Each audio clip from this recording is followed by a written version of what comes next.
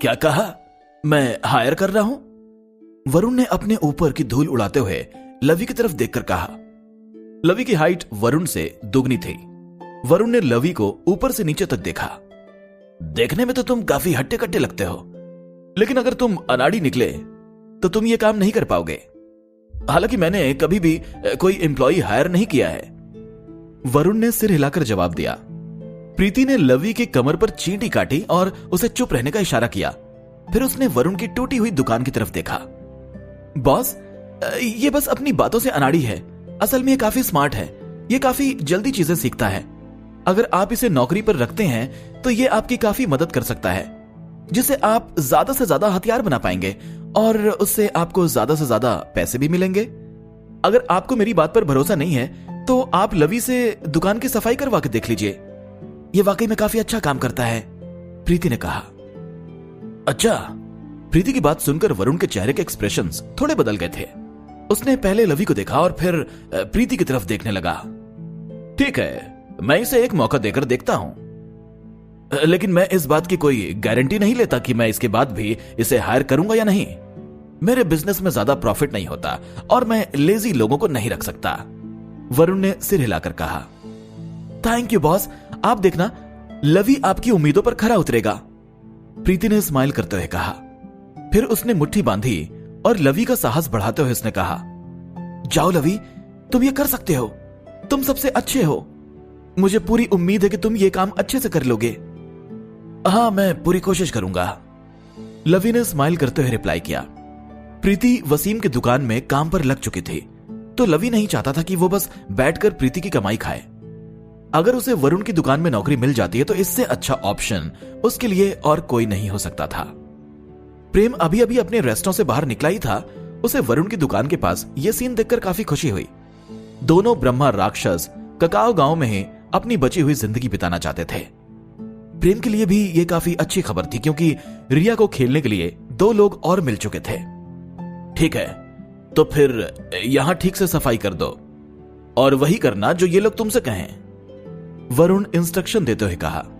फिर वो पीछे मुड़ा और सीधा प्रेम की तरफ जाने लगा। ठीक है, लवी ने रिप्लाई दिया और सफाई करने लगा। भले ही वो पूरी तरह से रिकवर नहीं हुआ था, लेकिन साफ सफाई करने से उसे कोई दिक्कत नहीं थी। तब तक प्रीति भी वसीम की दुकान में वापस आ चुकी थी और उसने अपना पहले दिन का काम शुरू कर दिया था। प्रेम, तुम्हारा बिजनेस काफी अच्छा चल रहा है। क्या तुम उसको बढ़ाने के बारे में सोच रहे हो? वरुण ने प्रेम के पास आकर पूछा। प्रेम तो बस खुली हवा के लिए रेस्टोरेंट के बाहर आया था, लेकिन वरुण की बात सुनकर सोच में पड़ गया था। प्रेम भी अपने रेस्टोरेंट को बढ़ाने के बारे में सोच रहा था, लेकिन अभी उसके पास जितने कस्टमर आते थे उस हिसाब से 64 सीट काफी नहीं थे और प्रेम नहीं चाहता था कि उसके कस्टमर्स के लिए बैठने को कम जगह रहे। इसलिए प्रेम के पास रेस्टोरेंट को बड़ा करने के अलावा और कोई चारा नहीं था। हालांकि रेस्टोरेंट को बड़ा करने के लिए प्रेम के पास राइट्स नहीं थे, क्योंकि रेस्टोरेंट को सिस्टम ने बनाया था और वही इसको बड़ा करने का राइट दे सकता था। सिस्टम के बिहेवियर के हिसाब से वो प्रेम को तब तक रेस्टोरेंट बड़ा करने का राइट नहीं दे सकता था जब तक प्रेम रेस्टोरेंट को अपग्रेड न कर ले। इस सब के अलावा प्रेम की दिक्कत सिर्फ सिस्टम नहीं था, उसकी सबसे बड़ी दिक्कत थी उसके रेस्टोरेंट की लोकेशन, क्योंकि उसका रेस्टोरेंट चौराहे के बिल्कुल किनारे पर था, जिसके ठीक पास में काला पानी जेल था। अगर प्रेम अपने रेस्टोरेंट को बड़ा करेगा तो उसके रेस्टोरेंट की दीवार जेल की दीवारों से टच होने लगेगी, जो कि एक बुरा ऑप्शन था। हालांकि वरुण की दुकान भी प्रेम के रेस्टोरेंट के ठीक पास में ही थी। वरुण की दुकान सालों से इसी जगह पर चल रही थी, इसलिए वरुण भी प्रेम के रेस्टोरेंट को बड़ा करने के लिए अपनी दुकान बेचने को तैयार नहीं होता। हालांकि जिस तरीके से वरुण ने प्रेम से रेस्टोरेंट बड़ा करने की बात पूछी थी, वो तरीका काफी अजीब था। कुछ दिन पहले मैं इसके बारे में सोच रहा था। मैंने ये चारों दुकानें एक साथ खरीदी थी।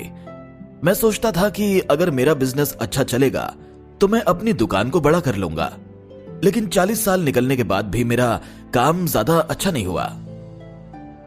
वरुण ने स्माइल करके वसीम की दुकान के पास वाली दुकानों की तरफ इशारा करते हुए कहा, आज सुबह जो भी हुआ मैं उसके लिए माफी मांगना चाहता हूं, और तुमने मुझे जो भी इंस्पिरेशन दी उसके लिए तुम्हारा काफी शुक्रिया। मैं सोच रहा हूं कि मैं पोषण शॉप के ठीक बगल में अपनी दुकान दोबारा बनाऊं, अगर तुम अपना रेस्टोरेंट बड़ा करने के बारे में सोच रहे हो तो मैं तुम्हें ये तीनों दुकानें मार्केट रेट पर दे दूंगा। वरुण, तुम काफी अमीर आदमी हो, प्रेम ने सरप्राइज होकर कहा। हथियारों की दुकान के बगल वाली दुकानें हमेशा खाली रहती थीं, लेकिन प्रेम ने कभी नहीं सोचा था कि ये दुकानें वरुण की ही थी। सिस्टम, क्या हम रेस्टोरेंट को बड़ा कर सकते हैं? प्रेम ने अपने मन में सिस्टम से पूछा। रेस्टोरेंट का लेवल काफी कम है, तो अभी तुम इसे बड़ा नहीं कर सकते। जल्दी से जल्दी अपने रेस्टोरेंट को अपग्रेड करो ताकि तुम्हें बहुत सारे राइड्स मिल सके, जिसमें से एक राइड तुम्हारे रेस्टोरेंट को बड़ा करने के बारे में भी है। सिस्टम ने जवाब दिया। अच्छा, ऐसा है? सिस्टम की बात सुनकर प्रेम को जरा भी सरप्राइज नहीं हुआ था। हालांकि सिस्टम के रिप्लाई से प्रेम यह तो समझ चुका था कि रेस्टोरेंट अपग्रेड करने के बाद ही रेस्टोरेंट को बड़ा किया जा सकता था, जिससे प्रेम के रेस्टोरेंट में और भी कस्टमर्स को बैठने की जगह हो सकती थी। प्रेम को पता था कि उसके रेस्टोरेंट के लेफ्ट में जेल था, इसलिए सिर्फ राइट में ही रेस्टोरेंट को बड़ा किया जा सकता था। बस इसी वजह से वरुण जिन 3 दुकानों को बेचने की बात कर रहा था वो प्रेम के लिए काफी इंपॉर्टेंट थी। ककाओ गांव का सारा नक्शा यहां की सरकार ने ही बनाया था, इसलिए चौराहे के पास दुकानें बढ़ाना इलीगल था और प्रेम कोई भी रिस्क नहीं लेना चाहता था जिससे उसके रेस्टोरेंट को कोई भी नुकसान हो। यार, मेरे पास अभी इतने पैसे भी नहीं है और ना ही इतने एम्प्लॉय, फिर अभी तो मैं अपने रेस्टोरेंट को बड़ा नहीं कर सकता। हालांकि मैंने इस बारे में सोचा था, और अगर ये तीनों दुकानें तुम कुछ दिनों के लिए मेरे लिए रिजर्व करके रखते हो तो मुझे बहुत खुशी होगी, प्रेम ने स्माइल करके जवाब दिया। प्रेम के पास वाकई इन तीनों दुकानों को खरीदने के लिए पैसे नहीं थे। इसके अलावा फिलहाल रेस्टोरेंट को बड़ा करने के राइट्स भी प्रेम के पास नहीं थे। कोई दिक्कत नहीं है, तुम तो मुझे बस बता देना कि तुम्हें यह दुकान कब खरीदनी है। मैं लोगों को यहां एक खाली बिल्डिंग बनाने को कह देता हूं ताकि इंस्पेक्शन करने वालों को बेवकूफ बनाया जा सके। ये दुकानें वैसे भी बहुत सालों से मेरे किसी काम नहीं आ रही थी, इसलिए इन्हें बेचने की मुझे फिलहाल कोई जल्दबाजी नहीं है, वरुण ने सिर हिलाकर स्माइल करते हुए कहा। प्रेम से थोड़ी देर बात करने के बाद वरुण वापस अपनी दुकान के पास आ गया और काम करने वालों के साथ नई दुकान बनाने की बात करने लगा। वरुण की बात सुनकर प्रेम के चेहरे पर स्माइल आ गई थी और वो वरुण की तरफ देखकर सोचने लगा, कितना अच्छा गांव है। अगर प्रेम ये तीनों दुकानें खरीद लेगा तो वो कम से कम 300 कस्टमर्स को एक बार में बिठा सकता था। समय के साथ प्रेम की खाना बनाने की स्पीड भी बढ़ती जा रही थी, तो रेस्टोरेंट बड़ा होने के बाद प्रेम और भी ज्यादा प्रॉफिट कमा सकता था। सिस्टम, तुम्हारा कुकिंग के बादशाह का अपग्रेड व्हील तैयार हो गया या नहीं? अब तो 5 दिन हो गए, प्रेम ने सिस्टम से पूछा। अपग्रेड व्हील के 6 ऑप्शंस डिसाइड किए जा चुके हैं। तुमने अपने सारे मिशन अच्छे से पूरे कर लिए हैं, तो तुम्हारे पास राइट है कि तुम 7वां ऑप्शन भी चुन सकते हो। तुम चाहो तो किसी भी डिश की रेसिपी भी चुन सकते हो, सिस्टम ने रिप्लाई किया।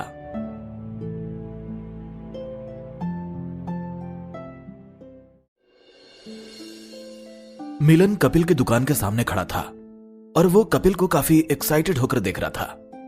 अरे कपिल, क्या तुमने सुना? आज फूड कंपटीशन की पहली रैंकिंग आ गई। मारिया रेस्टोरेंट की 5 डिशेस टॉप 100 में आई है।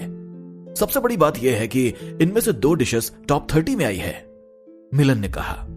हाँ, मेरे एम्प्लॉयज ने मुझे सुबह सुबह यह बात बताई।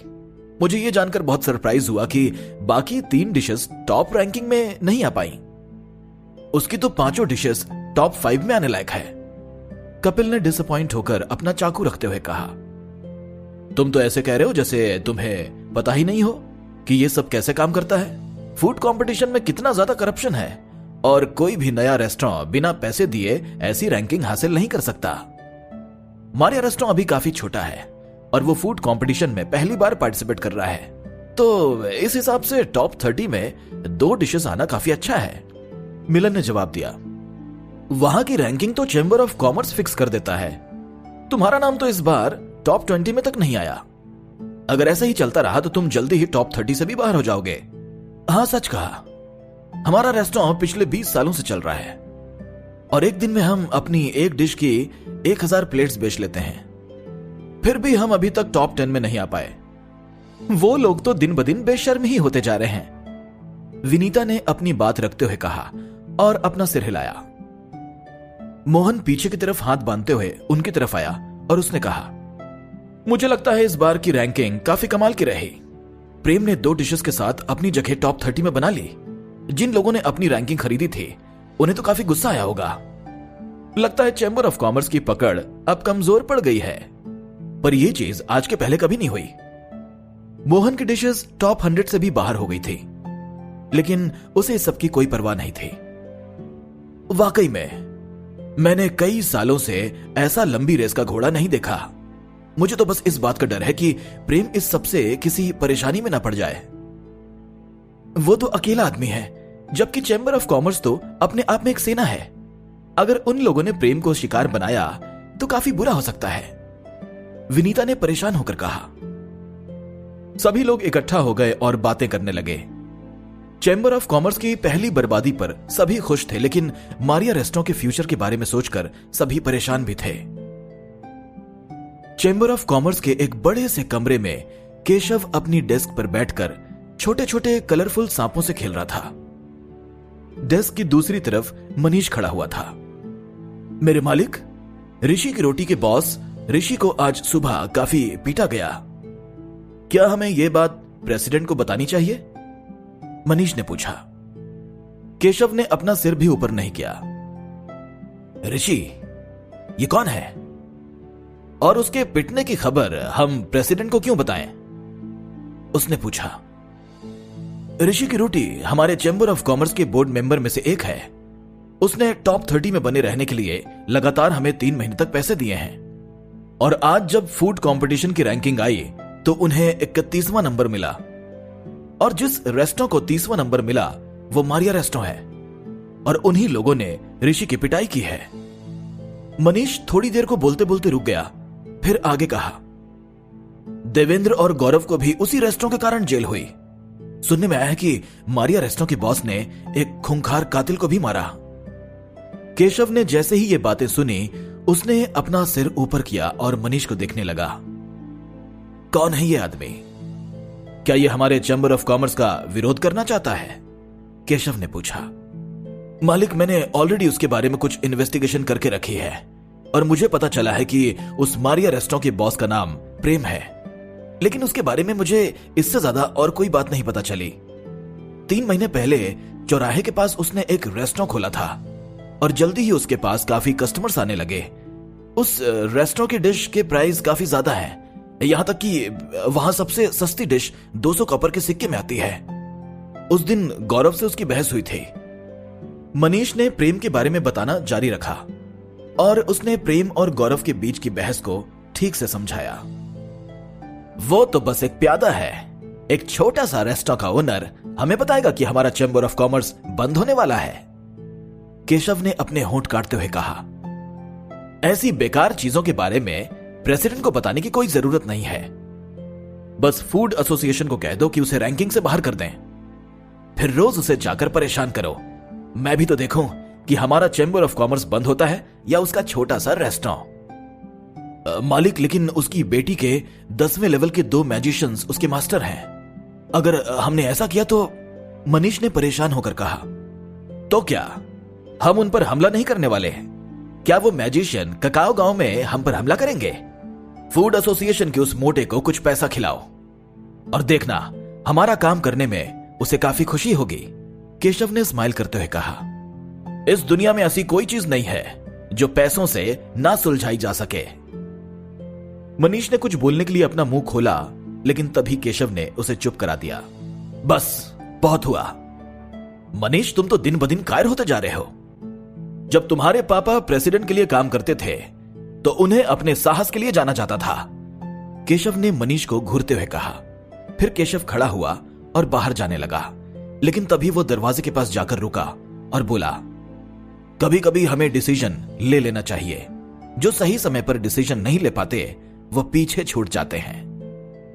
मालिक, मैं आपको कैसे बताऊं कि मैं हर चीज पर दांव नहीं लगा सकता। मेरे पापा ने मुझे जो पहली चीज सिखाई थी वो ये थी कि अपने सभी पैंतरे एक जगह नहीं रखने चाहिए, उन्हें अलग अलग हिसाब से इस्तेमाल करना चाहिए। मनीष ने केशव की तरफ देखकर सोचा, फिर सिर हिलाता हुआ कमरे से बाहर चला गया।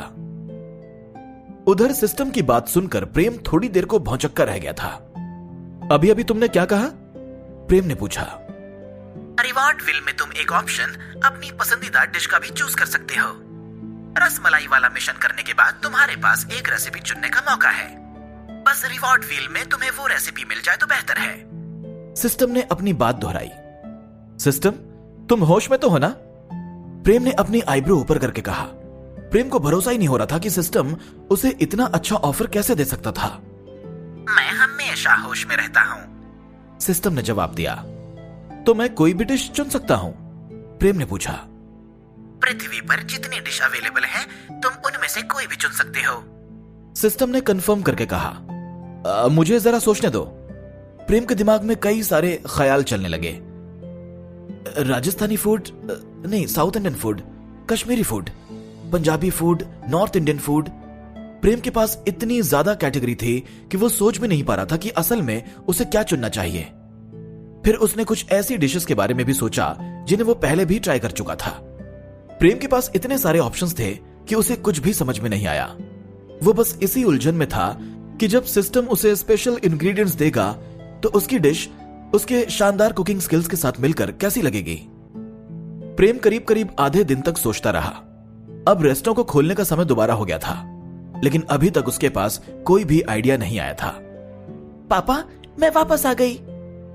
रेस्टोरेंट के बाहर से रिया की आवाज सुनाई दी। रिया की आवाज सुनकर प्रेम की आंखों में चमक आ गई। उसे पता था कि अगर वो खुद एक डिश नहीं चुन पा रहा है तो रिया जरूर उसे एक बेहतर और शानदार डिश सुझा सकती है।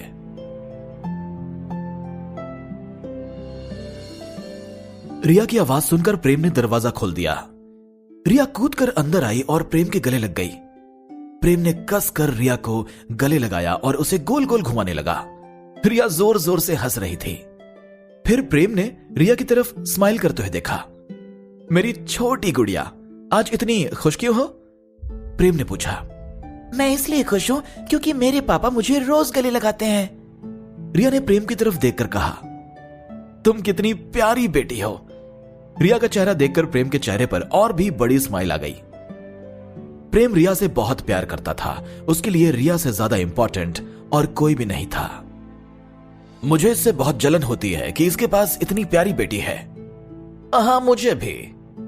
जब भी मैं इन दोनों को देखता हूं मेरा भी मन होता है कि काश मेरी भी बेटी होती। हाँ, लेकिन तुम्हारी तो अभी शादी भी नहीं हुई है। मैं तो उम्मीद करता हूं कि मेरी बीवी से मुझे ऐसी ही प्यारी सी बेटी पैदा हो। रेस्टोरेंट के बाहर लाइन में खड़े हुए कस्टमर्स आपस में बात कर रहे थे।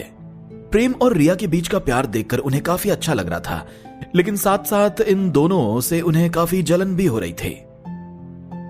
रिया, फूड से रिलेटेड मैं तुम्हारी एक विश पूरी करना चाहता हूं। हमारे रेस्टोरेंट के फूड के अलावा तुम और क्या खाना चाहती हो? मैं तुम्हारे लिए वही डिश बनाऊंगा। प्रेम रिया को गोदी में लेकर रेस्टोरेंट के अंदर गया और उससे पूछा। सचमुच मैं कुछ भी चुन सकती हूँ? रिया की आंखों में खुशी भर आई। हाँ, तुम कुछ भी चुन सकती हो, प्रेम ने स्माइल करते हुए सिर हिलाकर कहा। सिस्टम ने प्रेम से वादा किया था कि वो कोई भी डिश चुन सकता है, इसलिए वो रिया की विश पूरी करने के लिए काफी कॉन्फिडेंट था। फिर रिया मुट्ठी बांधकर सोचने लगी। मैं 56 भोग खाना चाहूंगी। अरे, प्रेम के चेहरे की स्माइल तुरंत गायब हो गई। उसे समझ आ गया कि वो रिया को लेकर थोड़ा ओवर कॉन्फिडेंट हो गया था, लेकिन उसे नहीं लगा था कि रिया से किया उसका पुराना वादा वो इस वक्त दोहराएगी। पापा, आपने ही मुझसे कहा था कि 56 भोग बहुत अच्छी डिश होती है। क्या आप मेरे लिए ये डिश बना सकते हैं? रिया ने पूछा। ये डिश मैं अभी नहीं बना सकता, क्योंकि 56 भोग में बस एक डिश नहीं होती है। मैंने अभी इतनी सारी डिशेस मास्टर नहीं की हैं और मेरे पास इतने ज्यादा इंग्रेडिएंट्स भी नहीं हैं। प्रेम के चेहरे पर ऐसे एक्सप्रेशंस आ गए जैसे वो रिया से माफी मांग रहा हो। तो आप अभी 56 भोग नहीं बनाओगे? रिया ने उदास होकर कहा, लेकिन तुरंत ही अपने चेहरे पर वापस स्माइल लाते हुए अपना सिर हिलाकर उसने कहा। कोई बात नहीं, आप दुखी मत हो पापा। मैं भी 56 भोग नहीं खाना चाहती हूँ। आप मेरे लिए जो भी बनाते हो मुझे वो अच्छा लगता है, इसलिए आपका जो मन करे वही बनाकर खिला दीजिए। शाबाश। रिया की बात सुनकर प्रेम का दिल भर आया। उसने रिया को फिर से गोद में उठा लिया और उसके कानों में फुसफुसा कर बोला, अपने पापा पर भरोसा रखना, मैं जल्दी तुम्हारे लिए 56 भोग बनाऊंगा। ये एक ऐसी डिश है जिसे तुम 3 दिन और 3 रात तक लगातार खाओगी, तब भी ये खत्म नहीं होगी। मुझे आप पर पूरा विश्वास है पापा, आपने मुझसे कभी झूठ ही नहीं बोला है। रिया ने सिर हिलाकर कहा, अगर हम अकेले इसे नहीं खा पाएंगे तो क्या हम जेसिका, प्रीति दीदी, बड़े भालू, मास्टर कछुआ, मास्टर आधी दाढ़ी वाले, इनको भी यहां बुला सकते हैं? हमें अपना फूड वेस्ट नहीं करना चाहिए, हम उनके साथ अपना फूड शेयर करेंगे। हाँ बिल्कुल, तुम आयशा, मिनी और अपने बाकी दोस्तों को भी बुला सकती हो। प्रेम ने सिर हिलाकर स्माइल करते हुए कहा। रिया का दिल वाकई बहुत बड़ा था, वो हमेशा अपने साथ के लोगों का ख्याल रखती थी। पापा, आप सबसे अच्छे हो। रिया ने प्रेम के गले में हाथ डालकर उसके गालों पर किस करते हुए कहा। प्रेम ने रिया के बालों में हाथ फेरा। फिर अभी तुम क्या खाना चाहोगे? कोई एक डिश का नाम बता दो, प्रेम ने पूछा। लोग कहते हैं कि फिश की हड्डी गले में फंस जाती है। मैंने फिश की हड्डी देखी है, वो बहुत सुंदर लगती है। मैंने कभी फिश नहीं खाई, इसलिए मैं चाहती हूं कि आप मेरे लिए फिश बनाओ, रिया ने एक्साइटेड होकर कहा। प्रेम रिया की तरफ देखने लगा। उसे ऐसा लगा जैसे किसी ने उसके दिल में बहुत सारी सुइयां चुभा दी हों। एक लंबे समय तक रिया ने जलेबियों के अलावा और कोई भी डिश नहीं खाई थी, और इसके अलावा उसने आज तक कभी भी फिश नहीं खाई थी। आमतौर पर फिश ज्यादा महंगी डिश नहीं होती थी, लेकिन रिया की आंखों में इसकी कीमत बहुत ज्यादा थी। जो चीज हमें कभी मिल नहीं पाती, उसकी कीमत बाजार में भले ही कम हो, लेकिन हमारी नजरों में उसकी कीमत और कोई चीज नहीं होती। ठीक है, मैं तुम्हारे लिए फिश ही बनाऊंगा। मैं तुम्हें इस दुनिया की सबसे अच्छी ग्रिल्ड फिश खिलाऊंगा, प्रेम ने वादा करते हुए कहा। उसने अपनी नई डिश चुन ली थी, spicy grilled fish. Grilled fish? जैसे बाकी चीजें ग्रिल की जाती हैं, ठीक वैसे ही क्या फिश को भी आग पर पकाया जाता है? रिया ने क्यूरियस होकर पूछा। हाँ, ऐसा ही कुछ, लेकिन ये थोड़ी अलग डिश होती है। अब जब मैं तुम्हें ये खाने दूंगा तो तुम समझ जाओगी। प्रेम ने ज्यादा कुछ ना कहते हुए बात को टाल दिया। प्रेम ने अभी तक जो स्पाइसी ग्रिल्ड फिश खाई थी, उसके बनाने का तरीका थोड़ा अलग था, इसलिए वो बाकी ग्रिल्ड डिशेस के कंपैरिजन में अलग थी। अगर आप ये डिश बनाएंगे तो वो हमेशा की तरह अलग ही होगी और वो काफी डिलीशियस होगी। मैं सबको आपकी डिश दिखाऊंगी, रिया ने सिर हिलाकर कहा। उसकी आंखों में उम्मीद की चमक साफ दिखाई दे रही थी। हाँ, तुमने आज मास्टर वसीम से कौन सा नया मैजिक स्पेल सीखा? प्रेम ने पूछा। म्याऊ म्याऊ म्याऊ। अगली डकलिंग प्रेम के पीछे से आई और उसने एक्साइटेड होकर रिया की तरफ देखा। पापा, आप मुझे नीचे उतारो, मैं आपको दिखाती हूं कि मैंने आज क्या सीखा, रिया ने गोदी से उतरते हुए प्रेम से कहा। फिर उसने अपना लेफ्ट हैंड ऊपर उठाया। वो अब थोड़ा सीरियस दिखने लगी थी। अगली डकलिंग और प्रेम एक एक कदम पीछे हो गए। प्रेम को रिया की ताकत पर पूरा भरोसा था, लेकिन उसे यह भी पता था कि रिया अभी अपनी ताकत पर कंट्रोल नहीं कर पाती है, इसलिए प्रेम नहीं चाहता था कि किसी को भी कोई नुकसान हो। श्रुति और यामिनी भी रिया की तरफ क्यूरियस होकर देखने लगी। रिया अभी 2 महान जादूगरों से जादू सीख रही थी और वो काफी टैलेंटेड थे। श्रुति और यामिनी भी देखना चाहती थी कि रिया ने वसीम से आज क्या सीखा था। अपनी ताकत से मैं सबसे बर्फीली आग को बुलाती हूं, रिया ने धीमी आवाज में मंत्र पढ़ते हुए कहा। उसके हाथ से अजीब सी आवाज आने लगी और तभी उसके हाथ में एक छोटी सी ब्लूइश व्हाइट आग दिखने लगी। भले ही ये आग की तरह दिख रही थी, लेकिन उनके चारों तरफ का टेम्परेचर काफी कम हो गया था। सबकी सांसों से बर्फीली भाप निकलने लगी थी। सबसे बर्फीली आग? प्रेम ने रिया के हाथ में जैसे ही ब्लूइश व्हाइट आग को देखा, उसे काफी सरप्राइज फील हुआ। यह एक ऐसी आग थी जिसके चारों तरफ बर्फ दिख रही थी।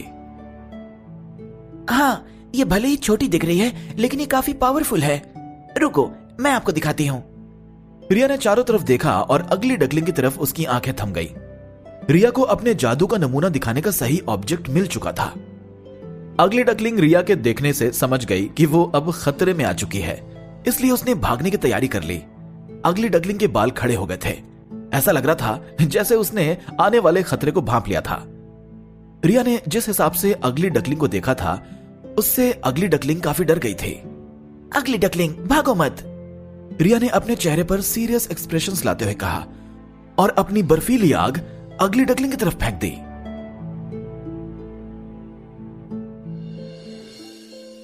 रिया की ब्लूइश व्हाइट आग उड़कर सीधा अगली डकलिंग की तरफ गई। अगली डकलिंग बस भागने ही वाली थी कि तभी ये आग उस तक पहुंच गई और तुरंत ही अगली डकलिंग की पूरी बॉडी पर फैल गई।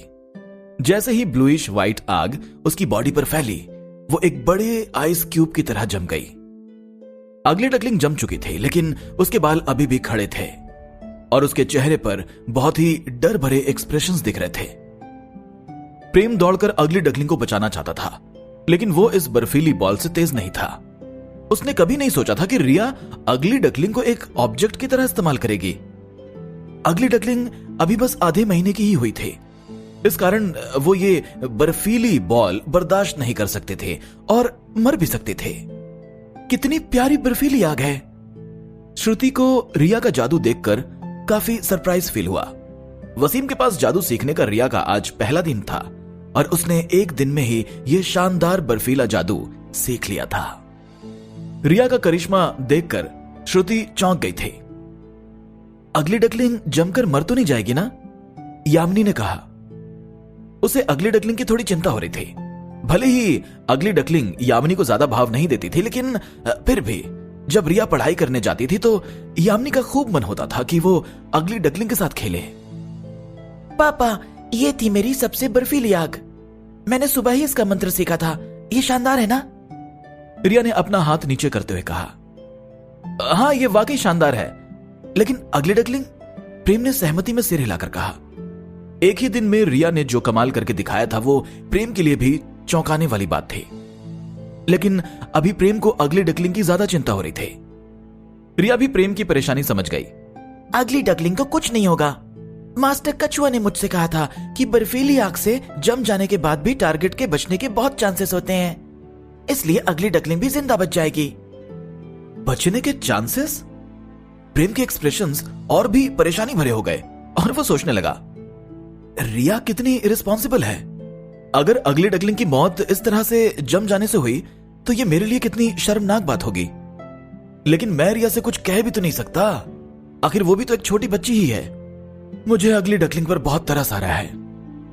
हाँ, बहुत ज्यादा चांसेस हैं, रिया ने सिर हिलाकर कहा। चलो तो पहले इसे बर्फ से बाहर निकालते हैं। प्रेम अपना चाकू ढूंढने के लिए किचन की तरफ जाते हुए कहा। अगली डकलिंग जिस आइस क्यूब में जमी थी वो छोटा नहीं था, इसलिए उसे काटने में काफी ज्यादा टाइम लगने वाला था। इससे काम बन जाना चाहिए। जब तक प्रेम ने अपना चाकू उठाया और पीछे मुड़ा, तब तक रिया के हाथों में एक ब्लूइश वॉयलेट आग दिखने लगी थी। कुछ ही पल में उसने वो आग अगली डकलिंग की तरफ फेंक दी।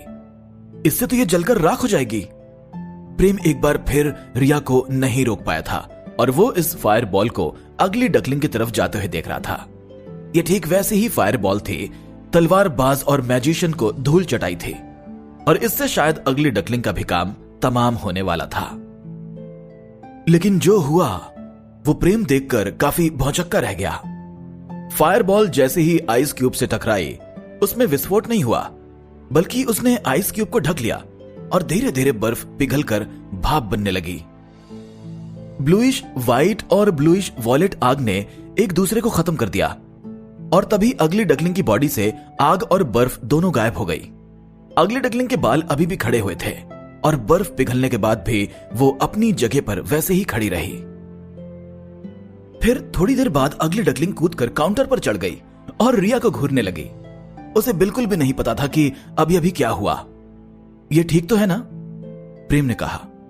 प्रेम को यह देखकर काफी सरप्राइज हुआ था कि डरने की बजाय अगली डकलिंग बिल्कुल नॉर्मल थे। रिया का जमाने और पिघलाने का कारनामा वाकई कमाल का था। वाह अगली डकलिंग, तुम तो काउंटर पर खुद चढ़ सकती हो। लगता है अब मुझे तुम्हें गोदी में लेकर काउंटर पर बैठने की जरूरत ही नहीं है, क्योंकि अब तो तुम ये काम खुद कर लेती हो। अगली डकलिंग को देखकर रिया अभी काफी सरप्राइज फील कर रही थी। उसने कभी नहीं सोचा था कि अगली डकलिंग खुद से इतने ऊंचे काउंटर पर चढ़ जाएगी। अगली डकलिंग ने जैसे ही रिया की बात सुनी, उसके पैर लड़खड़ाने लगे। फिर उसने ना में सिर हिलाते हुए रिया की तरफ देखा। मुझे फर्क नहीं पड़ता, मैंने खुद देखा कि तुम काउंटर पर चढ़ सकती हो। अब से मैं तुम्हें गोदी में लेकर काउंटर पर नहीं बैठाऊंगी। रिया ने अगली डकलिंग की बात को नकारते हुए कहा। प्रेम ने जैसे ही रिया की आंखों में देखा, तुरंत उसके चेहरे पर सीरियस एक्सप्रेशंस आ गए। रिया, भले ही अगली डकलिंग बिल्कुल ठीक है, लेकिन किसी भी जिंदा चीज पर अपने मंत्रों को ट्राई मत किया करो। अगर कुछ बुरा हो जाएगा तो हम अपनी गलती सुधार भी नहीं पाएंगे, प्रेम ने कहा। लेकिन मंत्र पढ़ने के पहले तो मुझे पता था कि अगली डकलिंग को कुछ नहीं होगा, रिया ने विश्वास के साथ कहा। ओह अच्छा, तो फिर तुम पर गलत इल्जाम लगाने के लिए मुझे माफ करना, प्रेम ने रिया के दुखी चेहरे को देखकर कहा और सोचने लगा। रिया अगली डकलिंग को किसी भी हाल में नुकसान नहीं पहुंचा सकती। शायद वसीम ने उसे बता दिया होगा कि जिंदा चीजों को यह मंत्र नुकसान नहीं पहुंचा सकता। मैंने काले कौवे पर यह मंत्र बहुत बार इस्तेमाल किया था और वो अभी तक बिल्कुल ठीक है, रिया ने सिर हिलाकर कहा। रिया की बात सुनकर प्रेम काले कौवे के लिए काफी सिंपैथी फील करने लगा। किसी ने सोचा नहीं था कि महान कौवा राजा को रिया का जादू चेक करने वाला ऑब्जेक्ट बनना होगा, और वसीम ने ही रिया को ऐसा करने की परमिशन दी थी। इसलिए कौवा भी इस बारे में कुछ नहीं बोल पाया था। शायद जादू सिखाने का वसीम का यही तरीका था। ठीक है, आओ चलकर थोड़ा खाना खा लो, बाकी के टाइम भी अच्छे से पढ़ाई करना। कल के बाद तुम्हारी कोई क्लास नहीं है, तो हम चलकर पतंग उड़ाएंगे। प्रेम ने रिया के सिर पर हाथ फेरा और स्माइल करते हुए बोला। फिर प्रेम ने रिया को गोद में उठाया और उसे एक कुर्सी पर बिठा दिया। सचमुच पापा मेरे साथ पतंग उड़ाने जाएंगे? क्या हमारी पतंग सबसे ऊंची उड़ेगी? रिया ने खुश होकर पूछा। हाँ बिल्कुल सही सुना, और हमारी पतंग सबसे ऊंची उड़ेगी, प्रेम ने स्माइल करते हुए सिर हिलाया। अब तक ककाओ गांव में काफी तेज हवाएं चलने लगी थीं और बहुत से लोग अपने बच्चों के साथ पतंग उड़ाने जाया करते थे। कल के बाद वाला दिन रेस्टोरेंट और रिया दोनों के लिए छुट्टी का दिन था, तो रिया के लिए पतंग उड़ाने का इससे अच्छा और कोई मौका नहीं हो सकता था। के पापा आप सबसे अच्छे हो, रिया ने अपने हाथ हिलाते हुए कहा। आयशा, मिनी, आओ तुम दोनों भी बैठ जाओ। थोड़ा खाना खाने के बाद हम अपना रेस्टोरेंट दोबारा खोलेंगे, प्रेम ने स्माइल करते हुए कहा। रिया छोटी छोटी चीजों में खुश हो जाती थी। वैसे भी बच्चों को बहलाना काफी आसान होता है। प्रेम किचन की तरफ गया और उसने अपने मन में सिस्टम से पूछा, सिस्टम, क्या तुम ऑप्शन के तौर पर स्पाइसी ग्रिल्ड फिश की रेसिपी रख सकते हो? मुझे इसके अलावा और कोई चीज नहीं चाहिए, तो बाकी चीजें हटा देना। नहीं, कुकिंग के बादशाह का अपग्रेड व्हील मेरी सबसे शानदार चीजों में से एक है और तुम यूं ही इसमें छेड़खानी नहीं कर सकते। तुम स्पाइसी ग्रिल्ड फिश की रेसिपी को एक इनाम के तौर पर रख सकते हो। जब भी तुम अपना मिशन कंप्लीट करोगे तो 7 ऑप्शन में से एक ऑप्शन में ये रेसिपी रहेगी। अब बस तुम्हारी किस्मत पर है कि तुम्हें क्या चीज मिलती है, सिस्टम ने सख्त आवाज में कहा और नेगोशिएशन की सारी उम्मीदें खत्म कर दी। एक सिंपल लेकिन शानदार स्टडी रूम में पतली उंगलियों के बीच एक हरा लेटर जल रहा था। कुंवर नारायण एक कुर्सी पर बैठा हुआ था और उसके हाथ में वाइन का एक ग्लास था। उसका चेहरा हमेशा खुश मिजाज दिखा करता था, लेकिन आज उसके एक्सप्रेशंस कुछ अलग ही थे। वो आज थोड़ा परेशान दिख रहा था। तो महेंद्र प्रताप, तुम वाकई बच गए, लेकिन अभी तुम कहां छुपे हो? राक्षसों के इलाके में? नहीं, वो भी तो तुम्हें मारना चाहते हैं। दानवों के इलाके में? नहीं नहीं, तुमने तो उन्हें भी बहुत नुकसान पहुंचाया है, और टिम्बकटू में तो तुम हो ही नहीं सकते। वो बात अलग है कि तुम में इतना ज्यादा साहस भर गया हो कि तुम इतना जोखिम उठाने की सोच लो, लेकिन अगर तुम्हारी आधी पौनी लड़की को टिम्बकटू में किसी ने देख लिया तो फिर उसकी जान कोई नहीं बचा सकता। कुंवर नारायण की धीमी आवाज पूरे कमरे में सुनाई दे रही थी और वो कागजों पर अपना ध्यान लगाए था। अगर तुम कालचोरी राज्य में नहीं हो, फिर तुम्हें जरूर ककाओ गांव में होना चाहिए। सारी स्पीशीज वहां रहती हैं। वहां कोई भी नया आदमी रहने चला जाए तो वहां के लोगों को कोई फर्क नहीं पड़ता। तुम छुपने में इतने अच्छे भी नहीं हो, लेकिन तुम काफी अलर्ट रहते हो। महेंद्र प्रताप, तुम्हें यह भी तो पता है कि कौन सी जगह तुम्हारे लिए खतरे से भरी है और कौन सी जगह सेफ। हालांकि ककाओ गांव में किसी को ढूंढना इतना आसान भी नहीं होगा। कुंवर नारायण ने वाइन का एक सिप लेने के लिए ग्लास ऊपर उठाया, लेकिन तभी उसने अपने ग्लास को गुस्से में आकर जमीन पर पटक दिया। ग्लास के टुकड़े चारों तरफ बिखर गए। कुंवर नारायण ने अपनी मुट्ठी बांध ली। उसके चेहरे पर गुस्सा साफ दिखाई दे रहा था। महेंद्र प्रताप, कोशिश करना कि मैं तुम्हें ना ढूंढ पाऊं, वरना इस बार मुझसे कोई भी गलती नहीं होगी। इतने सालों बाद भी इशिता तुम्हें भूल नहीं पाई है। मुझे तुम्हें और तुम्हारी हाफ ब्लड बेटी को मारना ही होगा, तभी मैं इशिता को हासिल कर पाऊंगा। अब मैं भी पहले जैसा नादान नहीं हूं। मेरे मालिक, क्या आप ठीक हैं? मंत्री ने परेशानी भरी आवाज में दरवाजे के बाहर से पूछा। कुंवर नारायण के एक्सप्रेशंस तुरंत ही नॉर्मल हो गए। मैं बिल्कुल ठीक हूं, सरस से कहो कि मुझसे आकर मिले, कुंवर ने कहा। जी मालिक, मंत्री ने जवाब दिया। फिर तेजी से दौड़ने की आवाज आई। कुंवर ने बुक शेल्फ से एक नक्शा निकाला और उसे अपनी टेबल पर फैला लिया। कुंवर ने नक्शे को बहुत ध्यान से देखा। फिर कुंवर तुरंत ही किसी सोच में पड़ गया और उसकी आईब्रो ऊपर हो गई। मेरे मालिक, सरस आ गया। थोड़ी देर बाद मंत्री की आवाज दोबारा सुनाई दी। उसे अंदर आने को कहो, कुंवर नारायण ने बिना अपना सिर ऊपर किए कहा। तभी लकड़ी का बड़ा दरवाजा खुला और उसमें से मैजिशियन के कपड़े पहने एक लंबा पतला आदमी अंदर आया। इस मैजिशियन की उम्र करीब करीब 30 साल के आसपास थी और उसका चेहरा हल्का बीमार दिख रहा था। उसके चेहरे पर लेफ्ट आंख के पास एक बड़ा सा निशान था। उसकी आंखों का रंग ग्रे था। उसका पूरा शरीर उसके काले कपड़ों में ढका हुआ था। वो ग्लास के टुकड़ों पर खड़ा हो गया, जिससे कांच टूटने की आवाज आई, लेकिन उसके चेहरे के एक्सप्रेशंस जरा भी नहीं बदले। उसने कुंवर नारायण की तरफ बड़ी इज्जत से देखा। मेरे मालिक, सरस आपकी सेवा में हाजिर है, उसने कहा। मैं चाहता हूं कि तुम अपनी सेना उसको मारने के लिए भेजो, कुंवर ने नक्शे से अपना ध्यान हटाते हुए कहा। मेरे मालिक, आप मुझे शिकार के बारे में ठीक से बताएं, फिर आपका हुक्म सर आंखों पर होगा, सरस ने अपना सिर झुकाते हुए कहा। महेंद्र प्रताप, कुंवर ने धीमी आवाज में कहा। महेंद्र प्रताप? सरस ने अपना सिर ऊपर किया और चौंक कर कुंवर की तरफ देखने लगा। थोड़ी देर हेजिटेट होने के बाद उसने पूछा, मेरे मालिक, महेंद्र प्रताप तो मर चुका है ना? हम कितने सालों से उसकी मौत का सुराग ढूंढ रहे हैं, किसी भी चीज से पता नहीं चलता कि वो अभी भी जिंदा है। नहीं, वो अभी जिंदा है। किसी ने मुझे यह साबित करके दिखाया है। तो कोई और उसे ढूंढ पाए उसके पहले तुम्हें उसे ढूंढना है और उसे मार डालना है। उसका सर लेकर मेरे पास आना। कुंवर ने ना में सिर हिलाकर सरस को सीरियस एक्सप्रेशंस देते हुए कहा। अगर महेंद्र प्रताप वाकई जिंदा है तो पिछली बार जो हुआ, मैं इस बार उसका बदला जरूर लूंगा, सरस ने गुस्से भरी आवाज में कहा। याद रखना, पहले तुम दोनों के बीच जो भी हुआ, मुझे उससे कोई मतलब नहीं है। उसे ढूंढो और मार डालो। अगर तुम यह काम नहीं कर पाए तो इसकी कीमत तुम्हें अपनी जिंदगी देकर चुकानी होगी, कुंवर ने धीमी आवाज में कहा। जी मालिक, सरस ने सिर झुकाकर कहा। भले ही सरस पूरे साम्राज्य में सबसे जवान 9वें लेवल का मैजिशियन था और उसके पास एक सेना की टुकड़ी भी थी, लेकिन जब भी वो कुंवर नारायण से बात करता था तो उसके अंदर काफी डर भरा हुआ होता था। इसका यह बिल्कुल मतलब नहीं था कि वो राजा की गद्दी से डरता था, जबकि उसे तो इस बात का डर था कि कुंवर नारायण ने महेंद्र प्रताप को तब हराया था जब महेंद्र प्रताप सबसे ज्यादा ताकतवर था। बस इसी कारण कुंवर नारायण का खौफ सरस के अंदर बैठ गया था।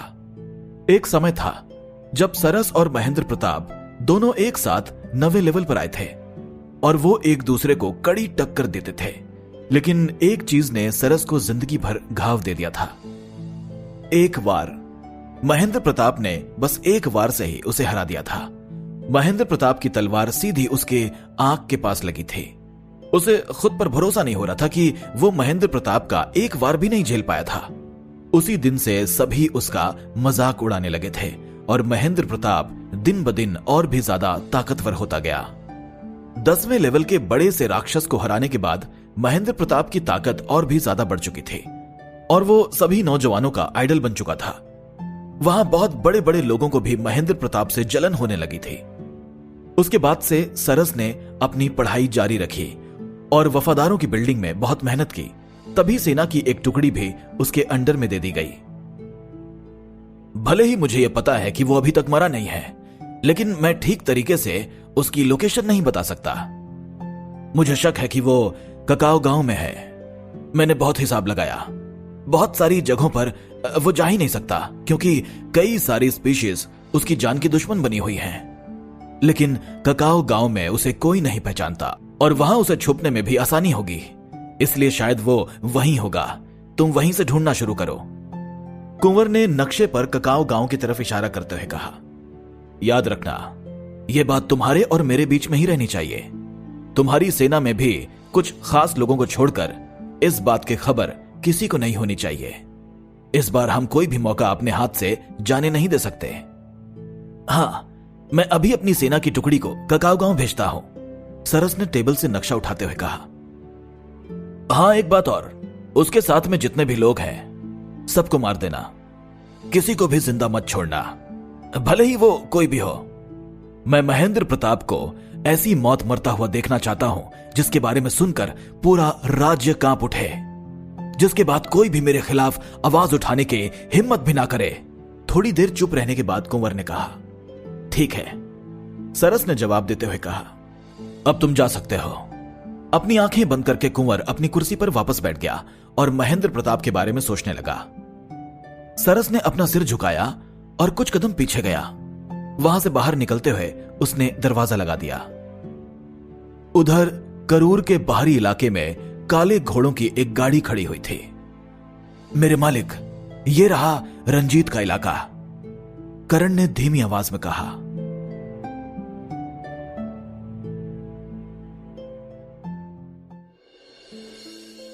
रंजीत अपने पुराने दोस्त को देखकर काफी खुश होगा।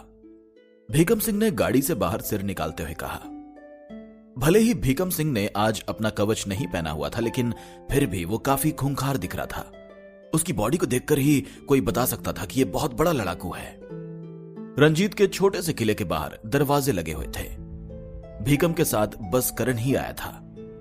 सभी लोगों को लग रहा था कि भीकम अपनी सेना के साथ साउथ वेस्ट बॉर्डर की तरफ जा रहा होगा, लेकिन वो तो इस वक्त करूर में था। थोड़ी देर खटखटाने के बाद दरवाजे खुल गए।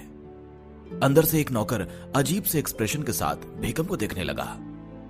वो भीकम को पहचान तो नहीं पा रहा था, लेकिन उसे इतना समझ में आ गया था कि यह कोई आम इंसान नहीं हो सकता। आपको किससे मिलना है? उसने पूछा। करण ने कुछ बोलने के लिए अपना मुंह खोला ही था कि तभी भीकम ने उसे चुप रहने का इशारा किया। यह कर्नल रंजीत का इलाका है ना? उनसे कहिए कि भीकम उनसे मिलने आया है, भीकम ने कहा। ठीक है, आप थोड़ी देर इंतजार कीजिए, मैं जाकर अपने मालिक को बताकर आता हूं, बूढ़े नौकर ने सिर हिलाकर कहा और दरवाजा लगा दिया। उसे भीकम नाम कहीं सुना हुआ लग रहा था, लेकिन उसे यह याद नहीं आ रहा था कि उसने ये नाम पहले कहां सुना था। हालांकि उसे यह आदमी अपने मालिक का दोस्त लगा, इसलिए उसने जरा भी देर नहीं की और अपने मालिक के पास पहुंच गया। बूढ़ा नौकर अभी जहां खड़ा था, वहीं एक लंबी दाढ़ी वाला आदमी अपनी कुल्हाड़ी को जमीन की तरफ घुमा रहा था। मालिक, भीकम नाम का कोई मेहमान आया है, उसे आपसे मिलना है, नौकर ने इन्फॉर्म करते हुए कहा। भीकम? रंजीत ने अपना काम बंद कर दिया। उसके चेहरे पर सरप्राइज वाले एक्सप्रेशंस दिखने लगे और उसके माथे से हल्का हल्का पसीना भी बहने लगा था। रंजीत के एक्सप्रेशंस को देखकर उसका नौकर भी कंफ्यूज हो गया था। ये आपके दोस्त हैं या नहीं? उसने पूछा। नहीं नहीं, मैं तो उनका दोस्त बनने के लायक भी नहीं हूं। कमलेश, सभी लोगों को यहां से बाहर कर दो, किसी को भी मेरी परमिशन के बिना कहीं मत जाने देना, रंजीत ने अपने गार्डन से बाहर निकलते हुए कहा और अपनी कुल्हाड़ी एक पेड़ के किनारे पर रख दी। फिर उसने पेड़ की डाल पर से एक टॉवल उठाई और अपना पसीना पोंछा। उसने अपने कपड़े झटकाए और किले के दरवाजे की तरफ जाने लगा। ठीक है मालिक, क्या मैं आप लोगों के लिए थोड़ी चाय बना लूं? नौकर ने पूछा।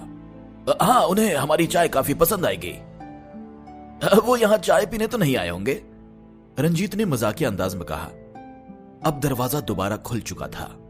रंजीत भी अपने घोड़े पर सवार होकर वहां तक आया। भीकम अपनी गाड़ी पर बैठा हुआ था।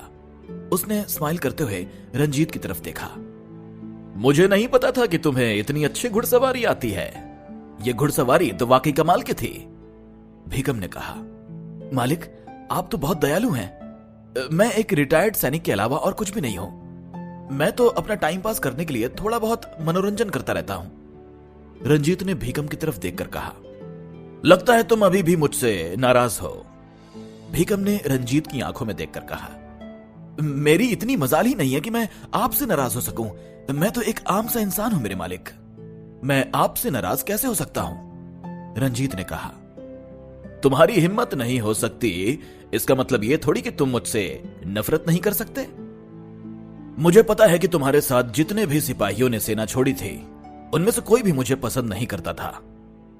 महेंद्र प्रताप को न बचा पाने के कारण तुम सभी मुझसे नफरत करते हो, और तुम्हें मुझसे इस कारण भी नफरत है कि मैंने उसका बदला नहीं लिया।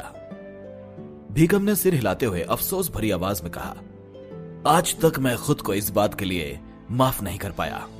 अगर मुझे पहले खबर मिल जाती और अगर मैं उस खतरे को पहले से समझ जाता तो महेंद्र प्रताप कभी भी ऐसी सिचुएशन में नहीं फंसता। कभी ना कभी तो सभी मरते हैं मालिक। रंजीत ने भीकम की बात का जवाब देते हुए कहा। भीकम अभी उससे जो बात कह रहा था वो उसने पहले भी सुनी हुई थी। वाकई में कभी ना कभी तो सबको ही मरना है, यहां तक कि मैं और तुम भी एक दिन मर जाएंगे। भीकम ने सिर हिलाकर कहा। फिर वो रंजीत की तरफ मुड़ा और उसने स्माइल करते हुए पूछा, क्या तुम मुझे अंदर नहीं बुलाओगे? अगर मेरे मालिक अंदर आना चाहते हैं तो मेरे लिए इससे बड़ी बात और क्या होगी? रंजीत ने दरवाजे खोलते हुए कहा और राजकुमार को निकलने के लिए रास्ता देकर एक तरफ खड़ा हो गया। भले ही मुझे पुराने लोग ज्यादा पसंद नहीं हैं, लेकिन मुझे यह तो कहना होगा कि तुम लोगों की चॉइसेस काफी कमाल की होती है। सेना छोड़ने के बाद तुमने कितनी अच्छी जिंदगी चुनी, यहां तक कि मुझे भी तुमसे जलन हो रही है। भीकम ने हंसते हुए कहा। शायद ऐसा हो सकता है, रंजीत ने जवाब दिया। भीकम चारों तरफ देखने लगा और उसकी नजर रंजीत की तरफ जाकर रुक गई। लगता है हम यहां अकेले हैं। मैं यहां बहुत छोटी सी वजह से आया हूं, मुझे तुमसे कुछ पूछना है। भीकम ने कहा। आप जो पूछना चाहें वो पूछ सकते हैं, मुझे आपकी बात का जवाब देकर बहुत खुशी होगी। रंजीत ने भीकम की आंखों में देखते हुए कहा। उस रात को जब महेंद्र पर हमला हुआ तब तुम कहां थे? भीकम ने घूरते हुए पूछा। करण रंजीत के पीछे से सामने आकर खड़ा हो गया। उसके हाथों में एक अजीब सी रोशनी दिख रही थी और वो रंजीत के दिल की तरफ ध्यान लगाकर खड़ा हुआ था। मैं अपनी मां की कब्र पर गया था मालिक, उस दिन उनकी पुण्यतिथि थी। रंजीत ने जवाब दिया, लेकिन उसकी आंखों में गुस्सा भराया था। भीकम रंजीत की आंखों में ऐसे घूरने लगा जैसे वो वहां कुछ ढूंढने की कोशिश कर रहा हो। रंजीत ने अपने हाथों की मुट्ठियां बांध ली और उसके चेहरे पर दर्द भरे एक्सप्रेशंस दिखने लगे। अगर मैं उसके साथ होता तो कम से कम उसको बचा तो पाता। जिन्होंने भी उस पर हमला किया वो सब मारे जाने चाहिए, रंजीत ने चीख कर कहा। रंजीत की आवाज कांप रही थी।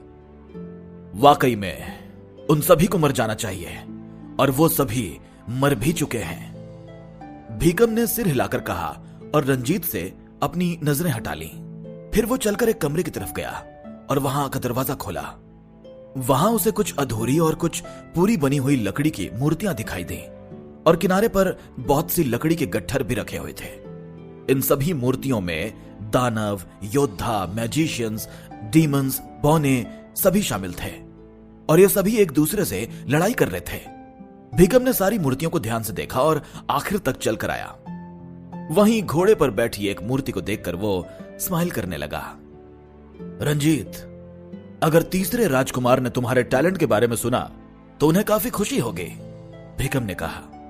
नहीं मालिक, वो तो बहुत अच्छा लकड़ी का काम जानते हैं। मैं तो उनके आगे कुछ भी नहीं हूं। मैं तो बस यूं ही मन बहलाने के लिए काम कर लेता हूं, रंजीत ने ना में सिर हिलाकर कहा।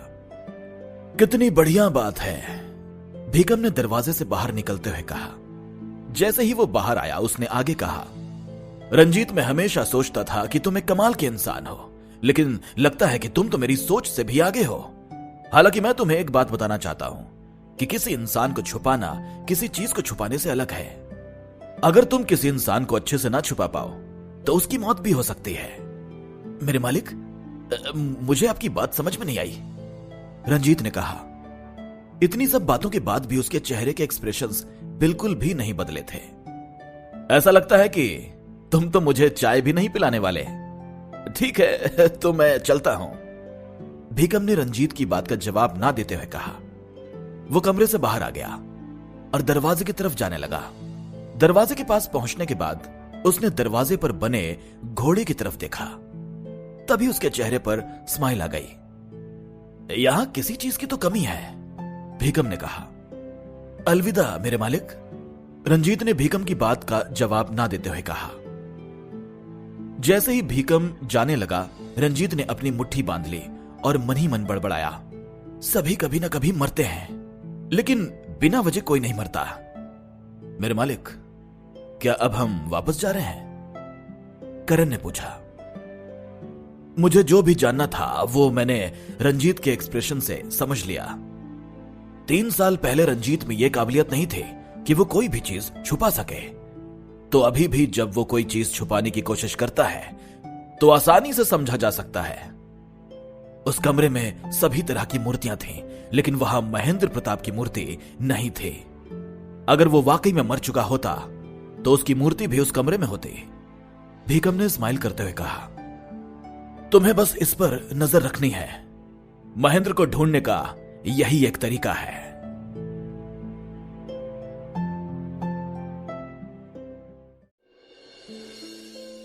करूर के शाही महल के पश्चिम में 9 मंजिला वफादारों की बिल्डिंग थी।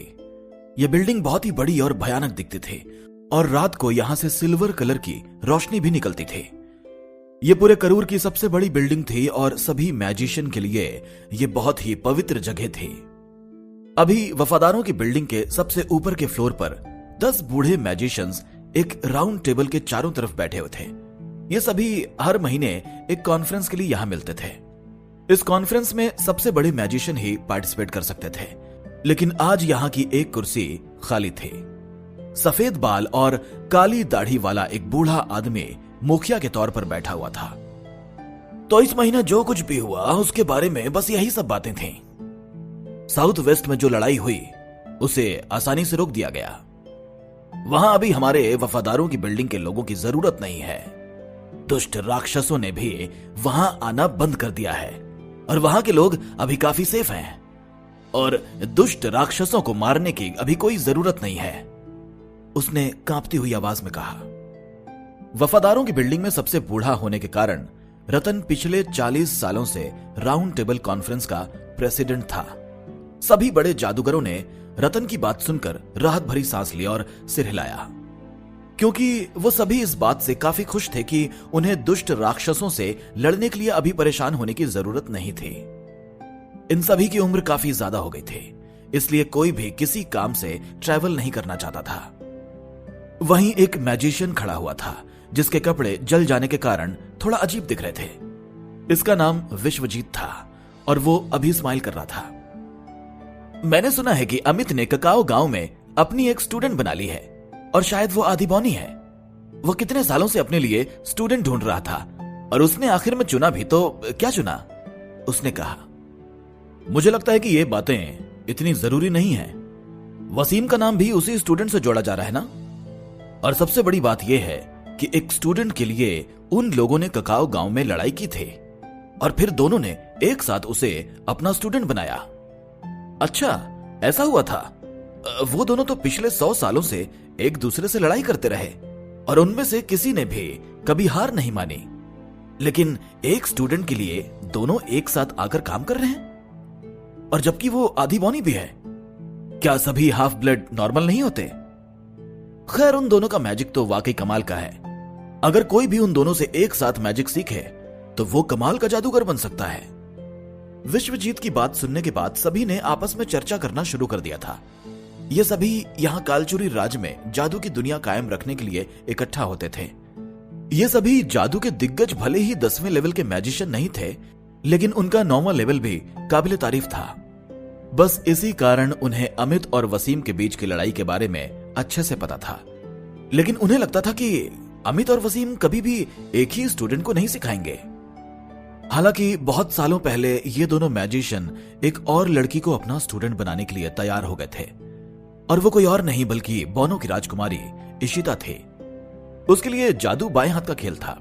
बस कुछ ऐसे लोग ही आग और बर्फ दोनों टाइप के जादू में महारत हासिल कर सकते थे। लेकिन इशिता ने वसीम और अमित दोनों को जादू सिखाने के लिए मना कर दिया था। इसके बजाय उसने अपने लाइफ मैजिक में फोकस करना बेहतर समझा और पूरे राज्य की सबसे जवान 10वें लेवल की मैजिशियन बन गई। इसके पहले लोग सोचा करते थे कि बूढ़े लोग ही 10वें लेवल के मैजिशियन बन सकते हैं, और लोग ये भी मानते थे कि लड़कियां कभी बड़ी मैजिशियन नहीं बन सकती। इशिता ने इन सभी बातों के मुंह पर तमाचा मारा था। अगर उस समय महेंद्र प्रताप अपनी पॉपुलैरिटी के टॉप पर ना होता तो वो टाइम इशिता के नाम ही कर दिया जाता। उसने जादू की दुनिया में ऐसे ऐसे रिकॉर्ड बनाए जिन्हें कभी तोड़ा ही नहीं जा सकता, और इससे उसका नाम इतिहास के पन्नों में अमर हो गया। हाँ, यह सच है। अमित ने आदर्श को वापस भेज दिया और वो अपनी सारी चीजें ककाओ गांव में ही मंगवा रहा है, जिसमें उसके सारे सोने के सिक्के भी शामिल हैं। ऐसा लगता है कि वो अपनी बची हुई जिंदगी वहीं बिताने वाला है। दुबले पतले एकलव्य ने स्माइल करके कहा, डिप्यूटी प्रेसिडेंट अमित हमेशा खुले विचार वाले रहे हैं। अगर वो आधे दानव को भी अपना स्टूडेंट बनाते तो भी हैरानी की कोई बात नहीं थी। एकलव्य की बात सुनकर सभी लोग जोर जोर से हंसने लगे। उसने कभी भी हमारी वफादारों की बिल्डिंग को सीरियसली नहीं लिया, रतन ने सख्ती से कहा।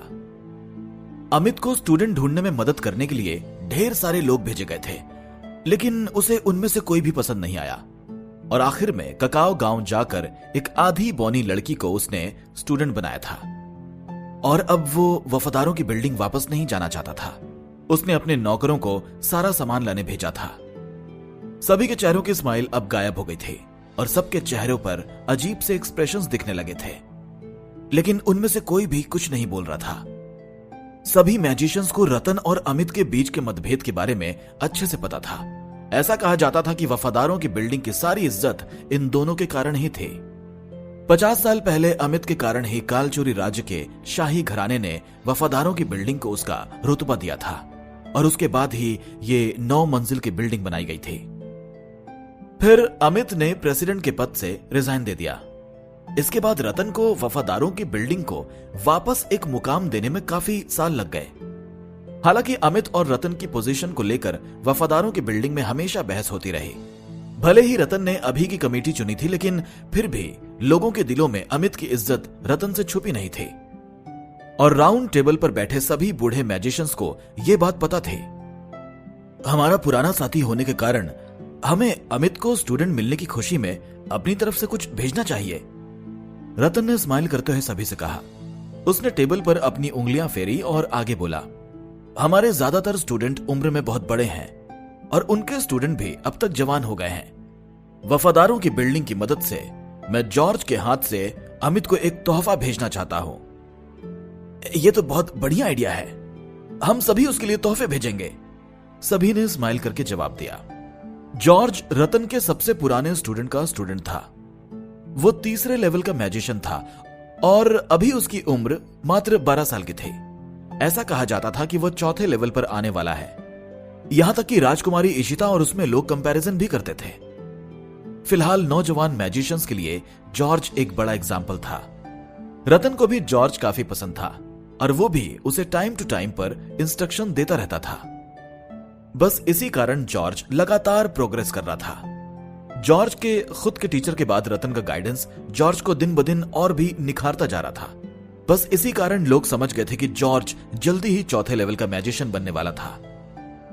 रतन को पता था कि जॉर्ज अगर तोहफा लेकर जाएगा तो यह बात अमित के लिए काफी इंसल्टिंग होगी, फिर भी वो जानबूझकर अमित के साथ ऐसा करना चाहता था।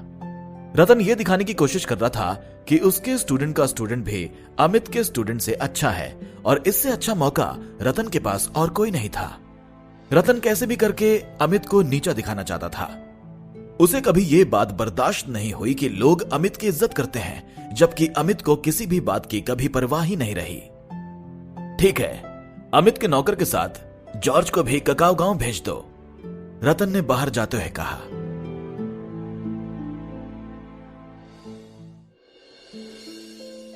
प्रेम ने अपने लिए कुछ नान बना लिए और फिर सिस्टम से पूछा, मुझे बस ये बताओ कि अगर मैं ग्रिल्ड फिश की रेसिपी खरीदना चाहूं तो उसके कितने पैसे लगेंगे? अब तो मैं दिन ब दिन काफी अमीर होता जा रहा हूं। मेरी ईयरली इनकम भी काफी बढ़ने वाली है। 1 लाख सोने के सिक्के। सिस्टम ने धीरे से जवाब दिया। क्या मजाक है? क्या तुम मुझे लूटना चाहते हो? तुम मुझे ग्रिल्ड फिश की रेसिपी 1 लाख सोने के सिक्के में बेच रहे हो? क्या ग्रिल्ड फिश खाने से मुझे भगवान जैसी शक्तियां मिलने वाली हैं? प्रेम ने गुस्से में कहा और सोचने लगा, यह सिस्टम कैसी पागलों जैसी बातें करने लगा है। इस बार तो इसने हद ही कर दी है। देखो, ये रेसिपी जो है वो इनाम वाली रेसिपी है, तो ये बेची नहीं जा सकती। फिर भी अगर तुम जबरदस्ती इसे खरीदना चाहते हो तो इसका रेट थोड़ा सा ज्यादा रहेगा। सिस्टम ने फिर से शांति से जवाब दिया। थोड़ा सा ज्यादा? तुम्हें ये रेट थोड़ा सा ज्यादा लग रहा है? मैं पूरे दिन मेहनत करने के बाद 5 लाख कॉपर के सिक्के कमा पाता हूं। तुम्हें नहीं लगता कि तुम चीजों के रेट दिन ब दिन बढ़ाते ही जा रहे हो? प्रेम ने जोर से चिल्लाते हुए कहा और फिर भाव तोल करने लगा। 50,000 सोने के सिक्के कैसे रहेंगे? मैं बस इतना ही पे कर सकता हूं। 1 लाख सोने के सिक्के और कोई भाव तोल नहीं होगा। सिस्टम अपनी बात पर अब भी टिका था। प्रेम ने अपने दिमाग में हिसाब लगाना शुरू किया। वो इतनी जल्दी 1 लाख सोने के सिक्के नहीं कमा सकता था। यहां तक कि 50,000 सोने के सिक्के कमाने में भी उसे कम से कम 20 दिन का टाइम लगने वाला था। साथ ही साथ एक रेसिपी के लिए इतना ज्यादा पैसा देना प्रेम को ठीक नहीं लग रहा था। अगर वो इसमें थोड़े से और पैसे जोड़ लेता तो वो स्ट्रेंथ पॉइंट भी खरीद सकता था। प्रेम ने जल्दी ही खुद को शांत किया। ठीक है, मैं ये रेसिपी नहीं खरीदने वाला। रिवॉर्ड व्हील पर स्पाइसी ग्रिल्ड फिश की रेसिपी जोड़ दो, शायद मैं ये रेसिपी अपनी किस्मत से ही जीत लूंगा। प्रेम ने कहा। मिशन कंप्लीट करने में थोड़ी सी और मेहनत लगाओ तो आगे बहुत सारे इनाम तुम्हारा इंतजार कर रहे हैं, सिस्टम ने ऊंची आवाज में कहा। थोड़ी देर बाद डाइनिंग टेबल पर बैठा प्रेम रिया की तरफ मुड़ा और क्यूरियस होकर उसे देखने लगा। रिया, तुमने आज सबसे बर्फीली आग का जादू सीखा, अब तुम कौन सा जादू सीखने वाली हो? प्रेम ने पूछा। अमित के लड़ाकू जादू से वसीम का जादू ज्यादा इंटरेस्टिंग था, इसलिए प्रेम इस चीज को लेकर काफी उतावला हो रहा था। मास्टर कछुआ ने कहा था कि अगले 2 दिन तक मुझे इसी मंत्र को अच्छे से सीखना है। अगर मैं ये मंत्र अच्छे से सीख लूंगी तो आगे मैं बहुत सारे मंत्रों को काफी अच्छे से कर पाऊंगी, इसलिए ये मंत्र काफी ज्यादा जरूरी है। रिया ने सिर हिलाते हुए कहा। अच्छा, तो ऐसी बात है, प्रेम ने कहा। उसे रिया की बात ठीक से समझ नहीं आई, लेकिन रिया से ये बात वसीम ने कही थी तो उसकी कोई ना कोई बड़ी वजह जरूर होगी, क्योंकि पूरे राज्य में वसीम से अच्छा बर्फीला जादू कोई और नहीं कर सकता था। अब अगली डकलिंग काउंटर से उतर गई थी और उसे कोई भी चोट नहीं आई थी, बस वो थोड़ा सा डर गई थी। वो अब रिया के पैर पर अपना सिर रगड़ रही थी और उसे मक्खन लगाने की कोशिश कर रही थी। अगली डकलिंग, तुम्हें और बहादुर बनना होगा। अगर तुम्हारे अंदर काउंटर पर चढ़ने की हिम्मत भी नहीं है तो फिर तुम कुछ भी नहीं कर पाओगी। प्रीति दीदी को देखो, वो तो दीवारों पर दौड़ सकती हैं। तुम अभी भी बहुत कमजोर हो। रिया ने अगली डकलिंग की तरफ देखकर कहा। अगली डकलिंग रिया की तरफ बेबस होकर देखने लगी, जैसे वो कहना चाह रही हो कि अब वो बच्ची नहीं रही। हाँ, तुम्हें पता है कि अब कौन बच्ची नहीं रही। मैं अब बच्ची नहीं रही। कम से कम मुझे ऊंचाई से तो डर नहीं लगता, रिया ने कहा। वो अगली डकलिंग की बात से बिल्कुल भी खुश नहीं हुई थी। अगली डकलिंग ने पहले रिया की तरफ देखा और फिर काउंटर की तरफ देखने लगी। थोड़ी देर हेजिटेट होने के बाद उसने काउंटर की तरफ दौड़ना शुरू कर दिया। इतनी तेज दौड़कर भी अगली डकलिंग थोड़ी ही ऊंचाई तक कूद पाई थी और उसका सिर जाकर सीधा काउंटर में जा लगा था। वो काउंटर से खिसकती हुई जमीन पर आ गिरी थी और पीठ के सहारे लेटकर वो ऊपर की तरफ देख रही थी। तुमने तो आज ये बात साबित कर दी कि तुम पूरी जिंदगी में एक स्वान नहीं बन पाओगी, रिया ने अफसोस भरी आवाज में कहा और अपना खाना खाने लगी। प्रेम को स्माइल करने के अलावा और कुछ भी समझ में नहीं आया। अगली डकलिंग का एक स्वान बनना वाकई काफी कठिन था। रेस्टोरेंट के बाहर नॉर्मल और बहुत मीठा पसंद करने वाले लोग ऋषि वाली घटना के बाद एक हो चुके थे। इसके साथ साथ रैंकिंग मिलने के कारण आज प्रेम के रेस्टोरेंट के बाहर कुछ नए लोग भी आए थे। वो सभी इतनी लंबी लाइन लगी देखकर काफी सरप्राइज फील कर रहे थे और उनके लिए यहां का फूड अच्छा होने का यही सबसे बड़ा इशारा था, इसलिए वो भी लाइन में लग गए थे। बहुत से लोग रेस्टोरेंट के रेट काफी ज्यादा महंगे होने के कारण अंदर आकर वापस लौट गए थे, लेकिन कुछ लोग अपने आप को रोक नहीं पाए थे और उन्होंने सबसे सस्ती डिशेस राजमा चावल और रसमलाई ऑर्डर कर दी थी। इसी कारण बहुत से पुराने कस्टमर्स को रसमलाई नहीं मिल पाई थी, जिससे वो काफी परेशान हो गए थे। प्रेम इस बारे में कुछ नहीं कर सकता था। वो एक दिन में 800 प्लेट रसमलाई ही बना सकता था। उसे इससे ज्यादा प्लेट रसमलाई बनाने के लिए उसे अपनी स्ट्रेंथ को अपग्रेड करने की जरूरत थी। दोपहर के ओपनिंग आवर्स खत्म होने के बाद प्रेम मैजिक स्क्रीन देखने गया और वहीं उसने फूड एसोसिएशन वालों से 10,000 बैलेट पेपर खरीदे। उसे इस सब के लिए काफी ज्यादा पैसे देने पड़ रहे थे, लेकिन टॉप 30 में बने रहने के लिए इतना करना तो जरूरी था। दूसरे दिन जब दोबारा से रैंकिंग आई, तब भी बटर पनीर मसाला और नान और राजमा चावल 29वें और 30वें नंबर पर थे। हालांकि बहुत मीठी और नॉर्मल मीठी रसमलाई पसंद करने वाले लोगों में दोस्ती हो जाने के बाद उनकी रैंकिंग 99 और 100वें नंबर से खिसक कर 50वें और 47वें नंबर पर आ गई थी। एक रेस्टोरेंट के 4 डिशेस टॉप 50 में आने के कारण बहुत से लोगों का ध्यान प्रेम के रेस्टोरेंट की ओर खिंच गया था। लोगों को बहुत सालों से फूड कंपटीशन में ऐसा कोई रेस्टोरेंट नहीं दिखा था। हद हो गई, मैं तो अभी भी 31वें नंबर पर हूं। उसको तो मैं अपना बदला जरूर लूंगा। ऋषि ने रैंकिंग बोर्ड की तरफ देखकर मुट्ठी बांधते हुए कहा। ऋषि का चेहरा पूरा सूजा हुआ था। उसके एम्प्लॉय की आंखों के नीचे भी काले गड्ढे बन गए थे। बॉस, हमें यहां से चलना चाहिए। यहां बहुत सारे मारिया रेस्टोरेंट के कस्टमर्स खड़े हुए हैं, उसने डरी हुई आवाज में कहा। अपनी तरफ घूरती निगाहों को देखकर उसके पैर कांपने लगे थे। ठीक है, चलो। एम्प्लॉय की बात सुनकर ऋषि भी घबरा गया था। एक दिन पहले हुई पिटाई के कारण ऋषि के अंदर खौफ बैठ गया था। प्रेम के कस्टमर्स प्रेम की जरा भी बुराई नहीं सुन सकते थे और वो दोबारा भी ऋषि की पिटाई कर सकते थे, जिससे ऋषि बहुत दिनों तक बिस्तर से भी उठ नहीं पाता। ऋषि का एम्प्लॉय बहुत धीमी आवाज में बात कर रहा था और वो भीड़ से बाहर निकल रहा था। बॉस, हम वापस जा रहे हैं ना? उसने पूछा। नहीं, हम चैम्बर ऑफ कॉमर्स जा रहे हैं, ऋषि ने अपना सिर हिलाकर जवाब दिया। वो अपनी घोड़ा गाड़ी में बैठा और उसने कहा, मुझे चोट पहुंचाने की उन्हें बहुत बड़ी कीमत चुकानी होगी। मैंने चैम्बर ऑफ कॉमर्स में यह बात कल ही बता दी थी। अब देखते हैं कि वो क्या करने वाले हैं। ऋषि, हमें तुम्हारी सारी चीजों के बारे में अच्छे से पता है। हम भी इस बारे में कुछ प्लान कर रहे हैं। जैसा कि तुमने कहा कि तुम उस रेस्टोरेंट को तोड़ने गए थे और वहां के बॉस ने अपने रेस्टोरेंट का दरवाजा खोला तो तुम्हें जोर का धक्का लग गया। फिर तुम्हें वहां के कुछ कस्टमर्स ने मारा। तो यहां पर मारिया रेस्टोरेंट की कोई भी गलती नहीं है। इसके अलावा जिन कस्टमर्स ने तुम्हें मारा उनके बारे में तुम्हें कुछ भी नहीं पता। फिर तो इस मामले में देवी मंदिर वाले कुछ भी नहीं कर सकते, तो हम क्या चीज हैं? मनीष ने सभी लोगों के बीच खड़े ऋषि से कहा, मैं तो इस मार का कोई बदला नहीं ले सकता। इसके अलावा मैंने 30वें नंबर पर बने रहने के लिए बहुत पैसा दिया था, लेकिन मेरे रेस्टोरेंट को 31वां नंबर मिला क्योंकि उस रेस्टोरेंट को मेरी जगह मिल गई। क्या चैम्बर ऑफ कॉमर्स मुझे इसकी कोई वजह नहीं देगा? ऋषि ने मुट्ठी बांधकर पूछा। मैं तुम्हें सलाह दूंगा कि मारपीट का केस दोबारा मत लाना, और अगर तुम्हारी रैंकिंग की बात करें तो हमने तुम्हारे पैसे लिए हैं और हम एक प्लान बना रहे हैं जिससे तुम्हें काफी खुशी होगी।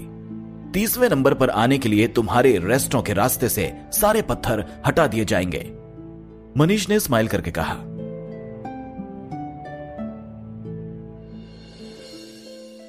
केशव सोफे पर बैठकर उन्हीं रंग बिरंगे सांपों से खेल रहा था। फूड एसोसिएशन का जवाब क्या आया? उसने मुड़कर मनीष से पूछा। बोर्ड मेंबर्स का कहना है कि वो अभी भी इस चीज के बारे में जांच कर रहे हैं और जैसे ही उन्हें कुछ पता चलेगा वो हमें जरूर बताएंगे, मनीष ने सिर झुकाकर जवाब दिया। जांच कर रहे हैं? उन्हें किस चीज की जांच की जरूरत है? लगता है ये लोग फिर से हमारे पैसे बर्बाद करने वाले हैं। उन्हें 10 प्लैटिनम के सिक्के और दो, और स्टैनली से कहो कि हमारा काम जल्दी से जल्दी पूरा करे, केशव ने अपने होंठ काटते हुए कहा और फिर आगे बोला। वो मारिया रेस्टोरेंट अब मेरे रास्ते का कांटा बन चुका है। अभी बस 2 दिन ही हुए हैं और उसकी 4 डिशेस टॉप 50 में आ गई, जिनमें से तो 2 टॉप 30 में है। अगर ऐसे ही चलता रहा तो हमारे खिलाफ तो बहुत सारे लोग शिकायतें लेकर आएंगे। इससे हमारी नाक में दम हो सकता है। जी, मनीष ने सिर हिलाकर कहा। थोड़ी देर हेजिटेट होने के बाद उसने आगे बोला, लेकिन मालिक, अगर उन्होंने वाकई अपनी काबिलियत के दम पर ही रैंकिंग हासिल की हो तो? अगर ऐसे में हम उन्हें रैंकिंग बोर्ड से हटा देंगे तो शायद इससे हमारा नेगेटिव इंप्रेशन बन सकता है। काबिलियत? यह कितने पैसे में खरीदी जा सकती है? क्या तुम यह कहना चाहते हो कि एक छोटा सा रेस्टोरेंट हमारे चैम्बर ऑफ कॉमर्स के आगे टिक जाएगा? केशव ने अपने होंठ काटते हुए कहा। फिर उसने एक सांप के सिर में अपनी उंगली घुसाई और उसे सर से पकड़कर बोला, 100 प्लैटिनम के सिक्के तैयार करो। अगर वो स्टैनली हमारा काम ना निपटा पाए तो बलवंत को कुछ पैसे खिलाओ। वैसे भी पिछले कुछ सालों से ये लोग हमसे काफी ज्यादा पैसे लेने लगे हैं। अब इन लोगों को खुश करना दिन ब दिन कठिन होता जा रहा है। 100 प्लैटिनम के सिक्के? क्या मुझे प्रेसिडेंट से इस बारे में बात कर लेनी चाहिए? मनीष केशव की बात से सहमत नहीं था। 100 प्लैटिनम के सिक्के के लिए तुम प्रेसिडेंट से क्यों बात करना चाहते हो? यह तो एक बहुत छोटा सा अमाउंट है। हमने पिछले कुछ सालों में फूड एसोसिएशन वालों को 10,000 प्लैटिनम के सिक्के से ज्यादा दे दिए होंगे, है ना? केशव ने मनीष को देखकर कहा, तुम्हें हमेशा याद रखना चाहिए कि तुम सिक्के के लिए काम करते हो। प्रेसिडेंट अब बूढ़े हो चुके हैं। आने वाले दिनों में मैं ही प्रेसिडेंट बनने वाला हूं। जी मालिक, मनीष ने सिर झुकाकर कहा। यह कैसे हो सकता है? इसका मतलब chamber of commerce food competition को पिछले बहुत सालों से फिक्स कर रहा था। गरिमा ने दरवाजे के बाहर खड़े होकर सोचा। उसने केशव और मनीष की सारी बातें सुन ली थी और वो वहीं खड़ी खड़ी प्रेसिडेंट के कमरे को देख रही थी। वो यहां जोसेफ को ढूंढने आई थी। उसके पास कुछ आइडियाज थे जिनके बारे में वो सीधा जोसेफ से ही बात करना चाहती थी। हालांकि जैसे ही उसने मनीष और केशव की बात सुनी, उसका दिमाग चकरा गया था। भले ही उसे अपने दादाजी पसंद नहीं थे, लेकिन फिर भी वो ये बात मानती थी कि उसके दादा जोसेफ एक महान इंसान हैं, क्योंकि उन्होंने बिल्कुल जीरो से अपनी जिंदगी का सफर शुरू किया था और आज वो ककाओ गांव के सबसे अमीर आदमियों में शामिल थे। सिंह परिवार के बैंक काफी पावरफुल थे, लेकिन चैंबर ऑफ कॉमर्स के आगे उनकी एक नहीं चलती थी। गरिमा की आंखों में जोसेफ की बहुत इज्जत थी। हालांकि मनीष और केशव के बीच की बात सुनकर चैंबर ऑफ कॉमर्स का काला चेहरा उसके सामने आ गया था, जो कि उसके लिए काफी सदमे वाली बात थी। वहां कौन है? केशव दरवाजे की तरफ मुड़ा और उसने पूछा। गरिमा काफी घबरा गई और दूर जाने के पहले उसने अपनी ड्रेस अच्छे से ऊपर कर ली ताकि कोई भी आवाज ना आए। मनीष जैसे ही दरवाजा खोला, तब तक गरिमा एक कोने में छुप गई थी। कौन था? केशव ने अपने हाथ में लिए सांप को देखते हुए पूछा। मेरे मालिक, बाहर तो कोई नहीं है। शायद कोई बिल्ली फिर से खाना चुराने आई थी।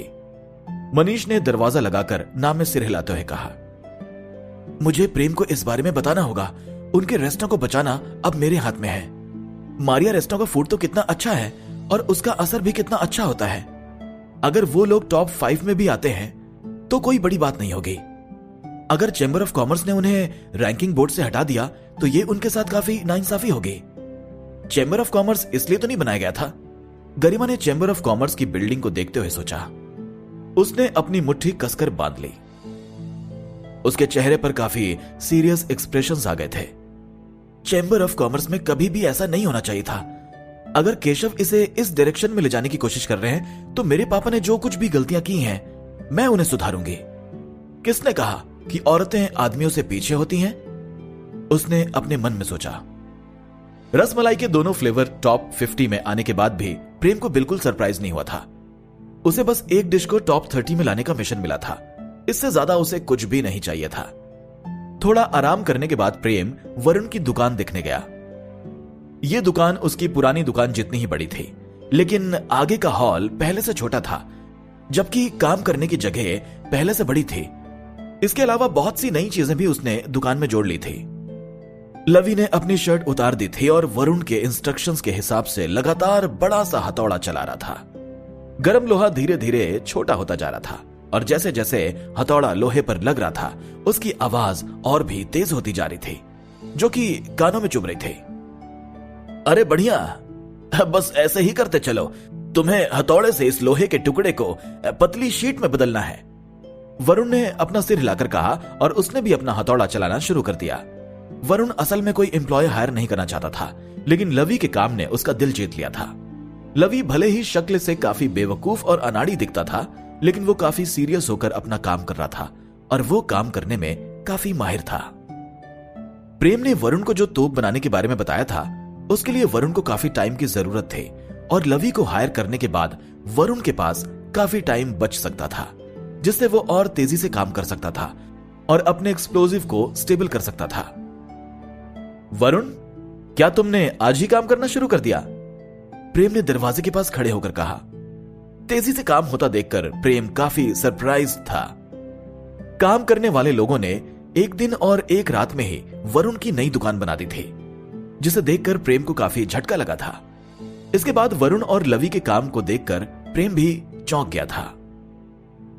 अरे प्रेम, हमारे पास कुछ अर्जेंट ऑर्डर्स आए हैं, इसलिए हमें काम जल्दी शुरू करना पड़ा। वरुण ने अपना हथौड़ा नीचे रखते हुए कहा।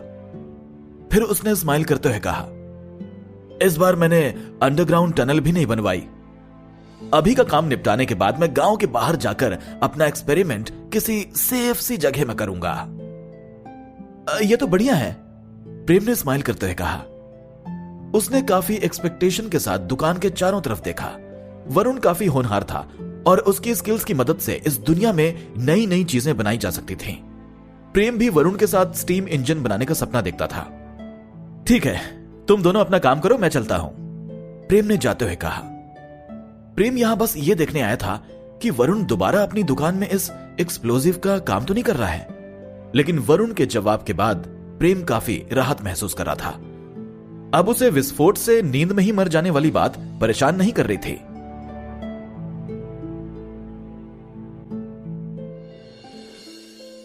उस रात रिया अच्छे बच्चों की तरह काफी देर तक बैठी रही। फिर उसने नहाया और जब प्रेम उसके बालों को सुखा रहा था तो वो उसे बड़ी उम्मीदों के साथ देख रही थी। पापा, क्या हम कल सचमुच पतंग उड़ाने जाएंगे? उसने पूछा। हाँ बिल्कुल, हम जाएंगे।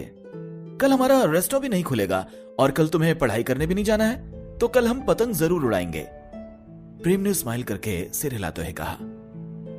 प्रेम ने रिया के बालों में हाथ फेरा और जब उसे समझ आ गया कि उसके बाल सूख गए हैं तो उसने ड्रायर बंद कर दिया। ये मुझे पतंगे बहुत पसंद है, मैं बहुत एक्साइटेड हूं। रिया अपने पलंग पर लेट गई और गोल गोल घूमने लगी। फिर वो एक्साइटेड होकर पलंग पर कूदने लगी। हालांकि वो जल्दी ही रुक गई और उसके चेहरे पर काफी परेशानी भरे एक्सप्रेशंस आ गए। फिर उसने पूछा, लेकिन हमारे पास तो पतंगे ही नहीं है, फिर हम कल पतंग कैसे उड़ाएंगे? तुम इसकी चिंता मत करो, कल जब तुम सुबह उठोगी तो तुम्हें पतंगे मिल जाएंगी। तुम्हें कैसी पतंग चाहिए? प्रेम रिया के पलंग पर बैठ गया और उसने उसके बालों में हाथ फेरते हुए स्माइल करके कहा, मुझे बहुत बहुत बहुत बड़ी पतंग चाहिए और उसमें पर्पल बर्ड भी होनी चाहिए, एक बहुत सुंदर सी बर्ड। रिया ने ध्यान से जवाब देते हुए कहा। जब उसने अपनी सारी रिक्वायरमेंट बता दी तो उसके चेहरे पर स्माइल आ गई। ऐसा लग रहा था जैसे वो अपनी पतंग को आसमान में उड़ता हुआ देख रही हो। ठीक है, फिर कल तुम्हें ऐसी ही पतंग मिल जाएगी, प्रेम ने स्माइल करते हुए सिर हिलाया। रिया ने बहुत ज्यादा फरमाइश नहीं की थी और सिस्टम प्रेम की मदद कर सकता था, इसलिए प्रेम को कोई भी दिक्कत नहीं थी। सचमुच आप सबसे अच्छे पापा हो, रिया ने प्रेम के गालों पर किस करते हुए कहा।